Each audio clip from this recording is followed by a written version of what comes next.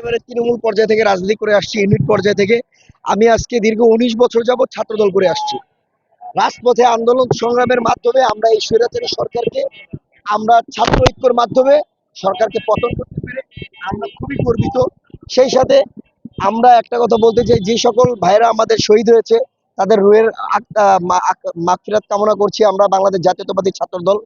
এবং অবিলম্বে এই অবৈধ স্বৈরাচারী শেখ হাসিনাকে এনে তার ফাঁসি কার্যকর না করা পর্যন্ত আমরা আমরা একেতে শান্তিও পাবো না, এবং যে সকল ভাইরা মারা গেছে তাদের আত্মাও শান্তি পাবে না। ঠিক আছে। এবং একটা কথা স্পষ্ট বলতে চাই, ছাত্ররাই এই দেশের ভবিষ্যৎ, এবং বাংলাদেশের সকল ক্ষমতার উৎস হলো জনগণ। জনগণের দাবি আদায়ের লক্ষ্যে যে কোনো আন্দোলন সংগ্রামে সবসময় জনগণ সারা পৃথিবীতে যখন একত্রে এবং ঐক্যবদ্ধ হয়, সকল আন্দোলন সফলভাবে সম্পূর্ণ করা যায়। এটাই একটা বহিঃপ্রকাশ হয়েছে। তারই প্রেক্ষিতে আপনারা দেখতে পেরেছেন বাংলাদেশে কিভাবে এখন বাংলার আকাশে মুক্ত বাতাসে সবাই কিভাবে স্বাধীনভাবে চলাফেরা করতে পারছে। এবং আমাদের আপসীর নেত্রী দেশনেত্রী বেগম খালেদা জিয়া গণতন্ত্রের আপসীর নেত্রী, সেটা আবারও প্রমাণিত হয়েছে। তিনি আপোষ না করে এই গণতন্ত্র স্বৈরাচারী সরকারকে পতন করেই তিনি মুক্তভাবে মুক্ত বাতাসে কিছুদিন পরেই আমাদের মাঝে ফিরে আসবে।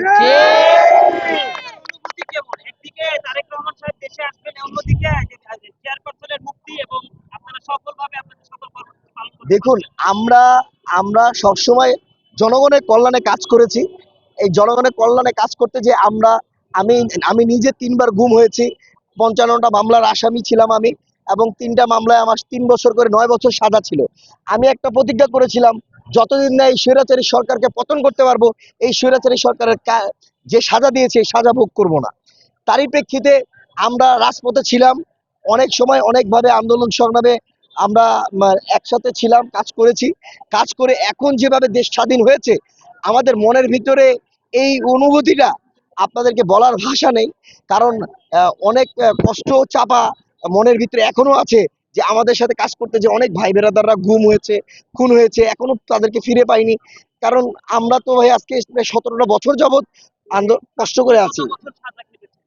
আমি এই পর্যন্ত প্রায় 1.5 বছর সাজা কেটেছি, আজকে 17 বছরে। এবং এটা বলতে চাই, বিএনপির প্রথম 2008 সালে আওয়ামী লীগ সরকার আসার পর 2010 সালে বিএনপির প্রথম হরতালে আমি প্রথম মামলা খেয়েছি, এবং ওই দিন প্রথম মামলা খেয়ে প্রথম মামলায় 3 বছরের সাজা পেয়েছিলাম।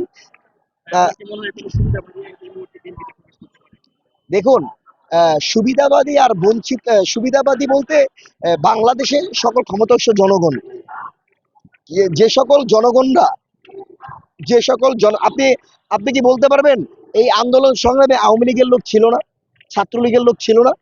অবশ্যই ছিল। তারা দেখতে পেরেছে, যখন তারা ছাত্রলীগ করে তাদের নেত্রী বলেছে যে রাজাকার, তাহলে তাদের নেত্রীকে খারাপ মনে করে কিন্তু তারা এই আন্দোলন সংগ্রামে যোগ দিয়ে অনেক অনেক ছাত্রলীগ আওয়ামী লীগরা পদ থেকে বহিষ্কার হয়ে আন্দোলনে সম্পৃক্ত ছিল। কারণ মানুষের বিবেক বলতে একটা কথা আছে, মনুষ্যত্ব বলতে কথা আছে। কারণ বাংলাদেশের আমি আবারও বলছি, সকল ক্ষমতাধর জনগণ যেটা চাইবে সেটাই হবে। আমাদের গণতন্ত্রের প্রবক্তা শহীদ রাষ্ট্রপতি জিয়াউর রহমান বলেছে, আপনার ব্যক্তির চেয়ে দল বড়, দলের চেয়ে দেশ বড়। তাই দেশের স্বাধীনতা রক্ষার্থে আমরা মনে প্রাণে বিশ্বাস করি 1952 সালের মতো 1971 সালের পর এবং 2024 সালে আমরা বাংলাদেশকে আরেকবার স্বাধীন করতে পেরেছি।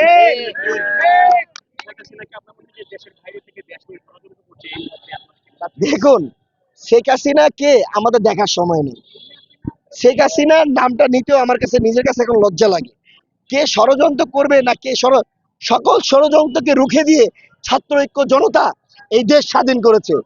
এখন কে ষড়যন্ত্র করবে না কে, আমরা এখন সামনে দেশ গড়ব ছাত্রদেরকে নিয়ে এবং ইয়াং জেনারেশনকে নিয়ে, সবাইকে একত্র করে আমরা বাংলাদেশকে কিভাবে স্বাধীনভাবে গণতান্ত্রিক প্রক্রিয়া রাষ্ট্র পরিচালনা করা যায় তারই প্রেক্ষিতে আমরা রাষ্ট্র পরিচালনা করব, সেটাই প্রেক্ষিতে আমরা কাজকর্ম করব।